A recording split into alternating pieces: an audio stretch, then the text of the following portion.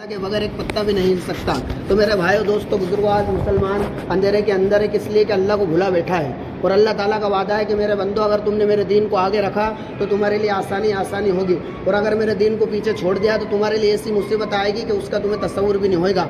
और आज अपन देख रहे हैं कि अल्लाह की खुलेआम नाफरमानी हो रही है, फिर भी अल्लाह ताला सब्र कर रहे हैं कि अल्लाह गफूरुर रहीम है। तो मेरे भाइयों दोस्तों बुजुर्गों, इस दीन को समझने की कोशिश करनी पड़ेगी अपन को कि आज उम्मत के अंदर अगर देखेंगे तो ऐसे ऐसे लोग हैं कि उनको सही से कलमा नहीं याद है। तो ये अपनी जिम्मेदारी है कि अल्लाह ताला ने कुरान में अपनी तारीफ की, कुंतुम खैरा उम्मतिन उखरिजत लिन्नास तअमुरून बिल मारूफ व तनहौना अनिल मुनकर, कि तुम बेहतरीन उम्मत हो, लोगों को फ़ायदा पहुँचाती और अच्छाई का हुक्म करते और बुराई से रोकती। तो मेरे भाइयों दोस्तों बुजुर्गों, कुरान ने अपनी तारीफ की है। आज देखा जाए कि अल्लाह ताला, अल्लाह के नबी की हदीस है, अल मुस्लिमु मन सलिम अल मुस्लिमून मिन लिसानी व यदी, कि मुसलमान तो वही जिसकी ज़बान और हाथ की इजाज़त से दूसरे मुसलमान महफूज रहे। और फिर ला इलाहा इल्लल्लाह मुहम्मदुर रसूलुल्लाह, कि अल्लाह के नबी के मुताबिक ज़िंदगी गुजारने पड़ेगी, कि अल्लाह के नबी ने जो ज़िंदगी बताई उसके मुताबिक ज़िंदगी गुजारने पड़ेगी, कि अल्लाह के नबी ने अपन को दो रास्ते बताए, एक जहन्नम का एक जन्नत का। और 18,000 मखलूक़ात में से अल्लाह ताला ने हज़रत इंसान को अच्छे खासे में डाला और फरमाया कि अल्लाह ताला ने इस इंसान को अकल दी है कि अपना अच्छा भी सोच सकता है और बुरा भी सोच सकता है। और मेरे भाइयों दोस्तों बुजुर्गों, ये दुनिया तो दुनिया सिज्नुल मुमिन व जन्नतुल काफिर, कि दुनिया मुसलमान के लिए कैद खाना और काफिर के लिए जन्नत।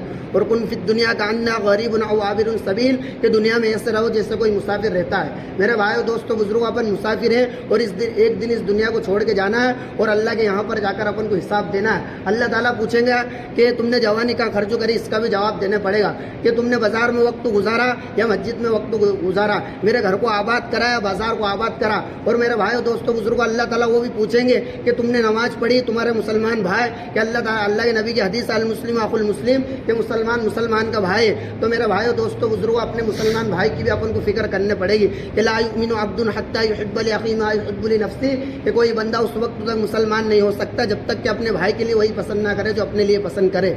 और अल्लाह आखिरी नबी है, अना खातुमुन नबिय्यीन अना नबिय्य बादु, मैं आखिरी पैगंबर हूँ, मेरे बाद कोई नबी पैदा नहीं होगा। तो मेरे भाइयों दोस्तों बुजुर्गों, इस दीन को अपन को लेके जाना है कि साहबा करीम रज़ी अल्लाह ताला अन्हु इस दीन को लेके मुल्कों का सफ़र करा उनने, कि अपने घर को घर नहीं समझा, अपनी बीवियों को बेवा कर दिया, बच्चों को यतीम कर, किस लिए कि दीन अपन तक आजा।